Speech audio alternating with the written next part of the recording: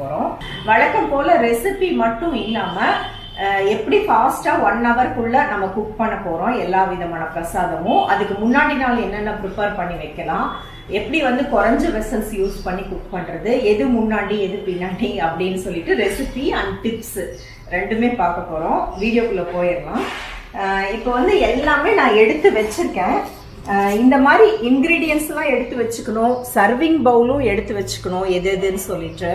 அதுக்கப்புறம் குக்கிங்க்கு யோசனை பண்ணிட்டு நான் ஒரு குக்கர், ஒரு பாத்திரம், ஒரு கடாய், டீப் ஃப்ரை பண்றதுக்கு ஒரு கடாய், ஒரு மிக்ஸி ஜார் எடுத்து வச்சிருக்கேன். 5 நிமிஷம் யோசிச்சு பண்ணோம்னா அந்த பாத்திரமே மறுபடியும் குக்கர் வாஷ் பண்ணி மறுபடியும் பண்ணலாம்.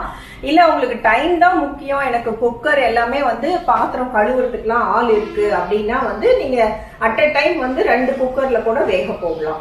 விநாயகர் சதுர்த்தினாவே கொழுக்கட்டை தானே. நம்ம 2 விதமான கொழுக்கட்டை பண்ண போறோம். மோதகம் ஒண்ணு, பிள்ளையார்பட்டியில